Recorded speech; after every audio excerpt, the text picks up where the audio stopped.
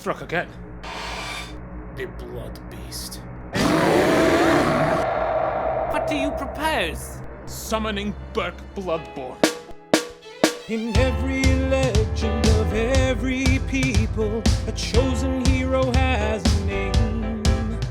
He's a man defined by action, immortalized by fame. His name is Burke Bloodborne, Burke Bloodborne. He's the chosen hero of the land. I may be new, but that's my name too. So why not just give me a chance? My name is Burke Bloodborne. Hello, welcome to this panel on puppets and fantasy and all things DIY high adventure. I'm Jon Roufaeal, the creator of a little web show called Chosen, which is going to premiere for you at the very end of this panel. Now, if you're looking at your screen wondering, should I know that guy? Is he famous? No, you shouldn't, and no, I'm not. I'm just a fan who loves fantasy and made a thing, and wanted to talk about the spirit of DIY creativity, especially in this crazy time we're living through right now. So I hope you'll go on this journey with me of learning a little bit about how the show was made, and then, hopefully, at the end, enjoy it for yourself. Thank you so much.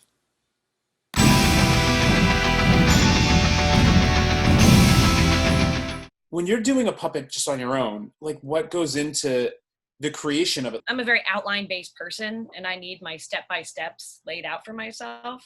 Because there are some people who can just dive in and start playing and like making a puppet, but with mine, it's always a drawing first, and my aesthetic is very cute, and so I just kind of play around. Because a lot of my times is I'm like, oh, aesthetically, this puppet would look cool, so then I draw it out, and I'm like, I can make this a puppet. But a lot of people I know are driven by character, and they're like, I want like a snooty guy who looks like he lives underground. And then you're like, oh, it makes a mole. But for me, I'm like, wow, this mole would be super cute. What do you think it would be like? Like the main personality of a puppet is really dependent on the puppeteer. Right. There's like the classic story that, I forget which puppeteer, and I'm going to get in trouble for it. But, was trying to figure out how to make Elmo be a puppet, kept trying and couldn't do it, and finally just threw the puppet into the lap of Kevin Clash and said, do something with it. And then so came Elmo. But it's interesting for this because, obviously Nadia built Grouse first, and that's the episode that we shot first. And you used, I remember giving him to you to use as sort of a template. You sort of like imitated the style that Nadia made Grouse in to make Bravo. Definitely, because Grouse definitely has a certain aesthetic to him, and you want puppets to look like they came from the same world ultimately. Right. So I tried my best to kind of like make it look like they were cohesive as best I could. You made him look a little bit like Travis, who's voicing him, which I think is super fun. What got you into puppets in the first place? It was kind of out of spite, which what a beautiful way to start any blossoming career, because like I went to school. And just to reiterate, you're the president of the Puppets Guild now, right? Like that's how far spite took you.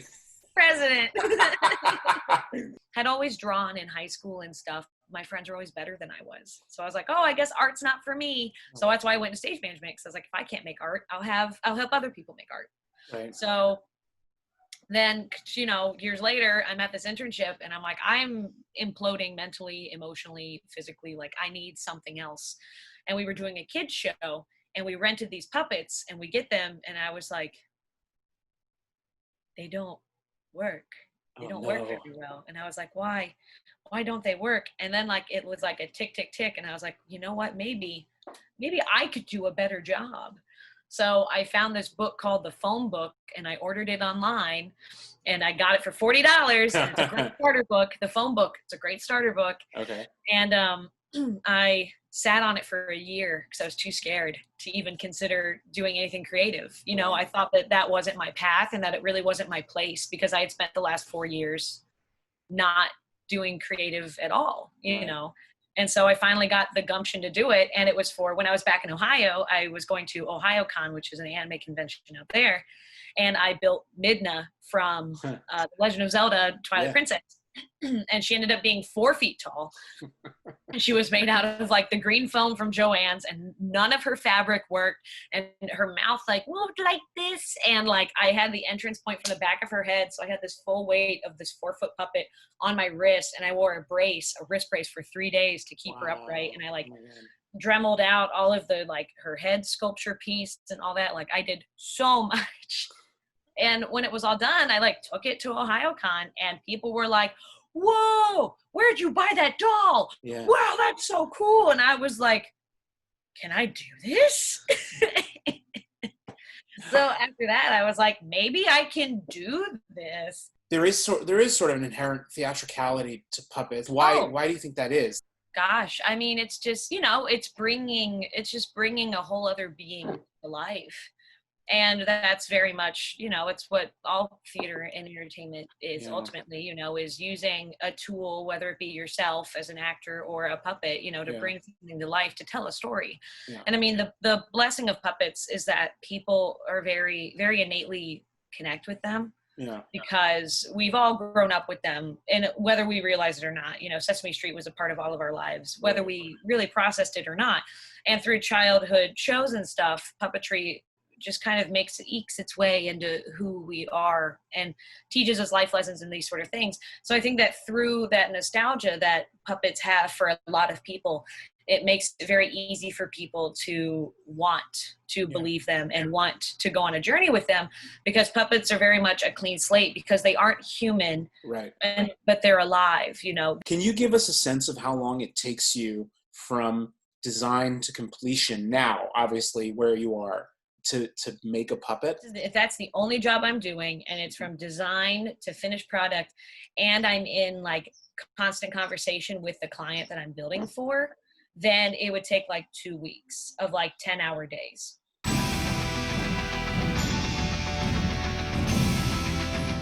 It is like this high fantasy show. We set out to kind of write these sort of more modern, like fun songs, but like at the same time you want it to feel like it's part of the world. Is that a challenge for you? With high fantasy, you've got, I don't know, I think of I think lutes, and I think strings, and I think of those maybe deeper drums, like toms. So there are these instruments that are, and all those things, like a lute is an acoustic guitar, essentially modernized. Strings are always going to be a part of music, but they still give off like feelings of fantasy, or they can give off just like feelings of tension. I don't know, they're really versatile. So yeah, I mean, like definitely instrumentation is the most important thing when you're trying to like convey a certain genre. And then we just threw in a lot of like pop sensibility into it, but with the instrumentation it still feels like fantastical.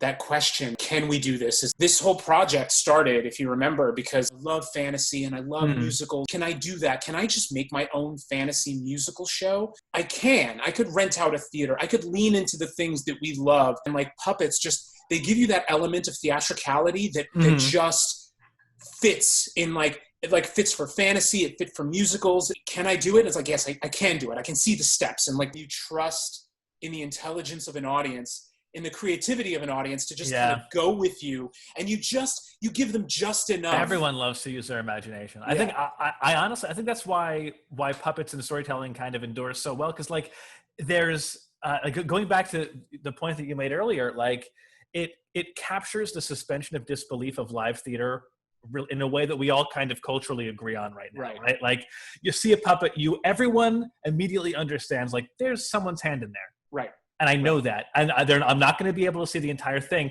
But as a result, like you sign off right away on like, okay, there's going to be a lot of limitations, and I'm only going to see a couple of angles. Let's go. I love that stuff. I love that theater of the you just indicate a little bit, and people want to fill in the blanks. If you do it right, you can make your world feel both claustrophobic and immense at the same time.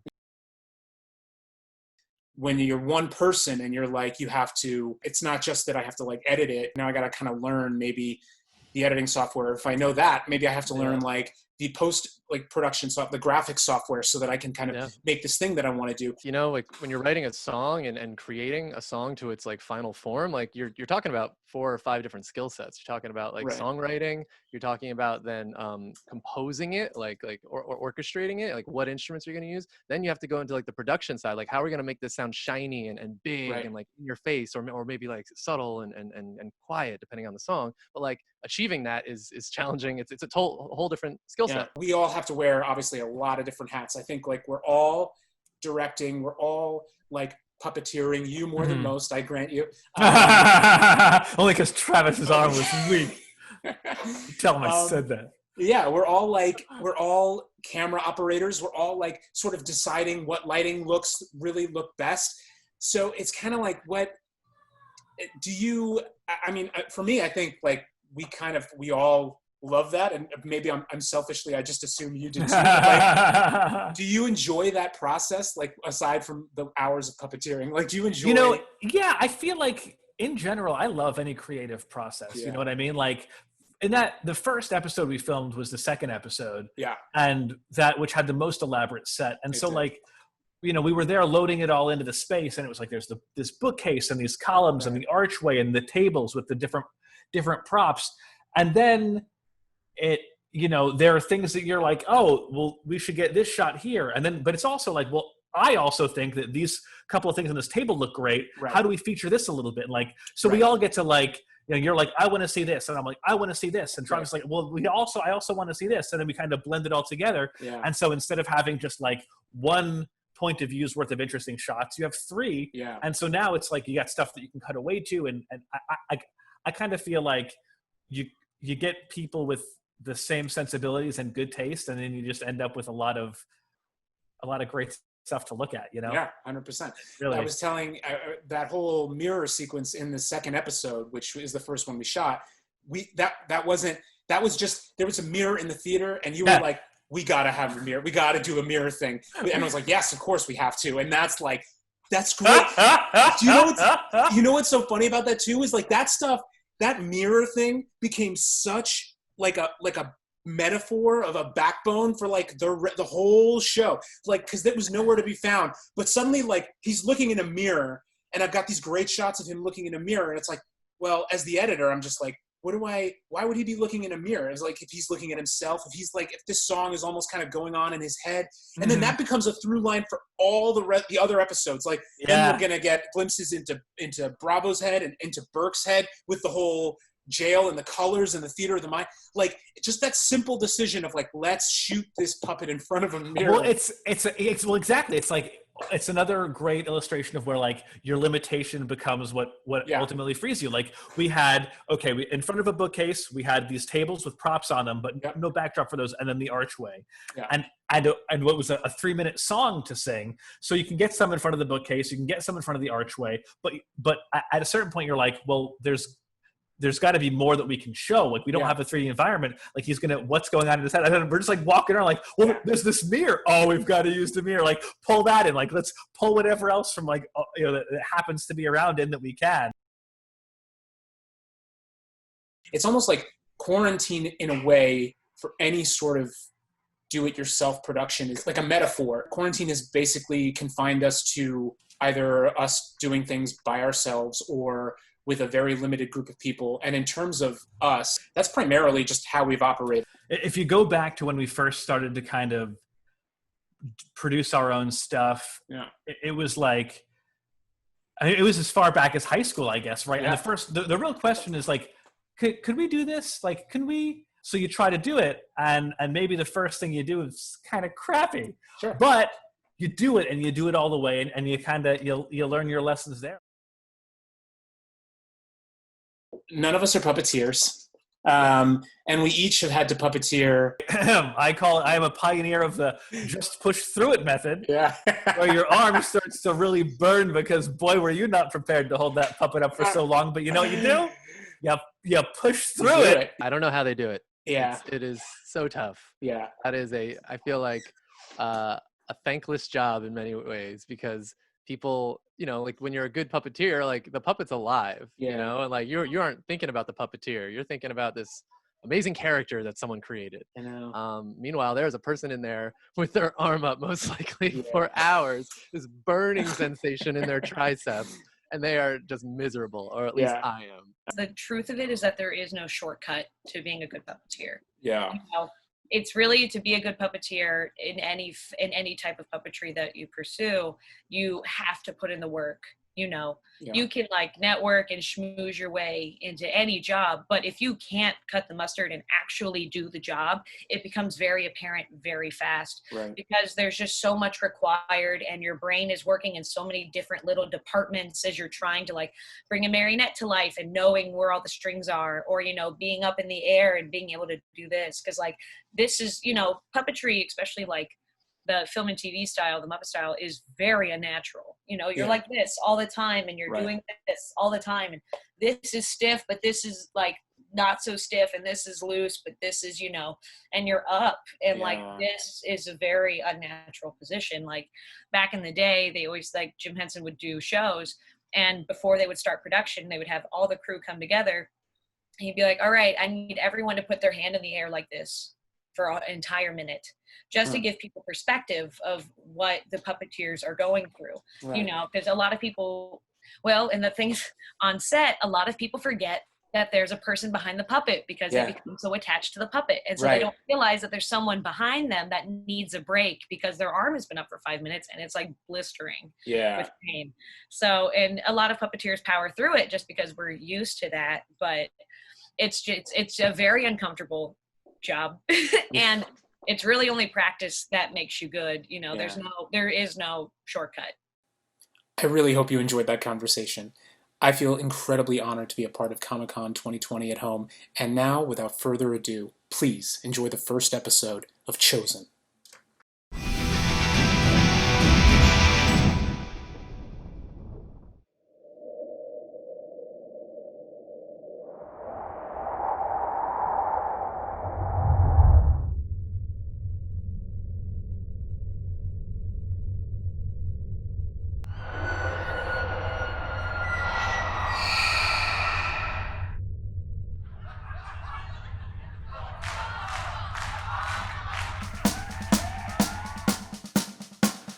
Growing up, I never knew my dad. Older brother was all I had, and I wanted to play the lute real bad, and he promised he would teach me.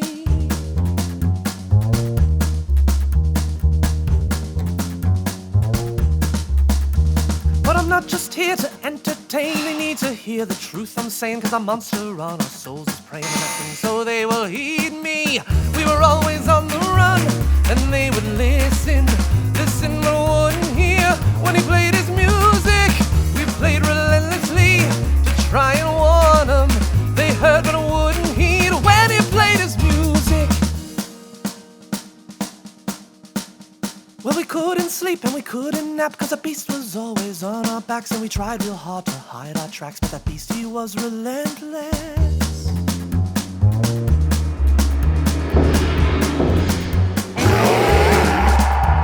And the towns would come and the towns would go, and the bodies piled for that mighty foe, while the king sat silent on his throne. Then we sang our song to end this. We traveled far and near, and they would listen but wouldn't hear when he played his music.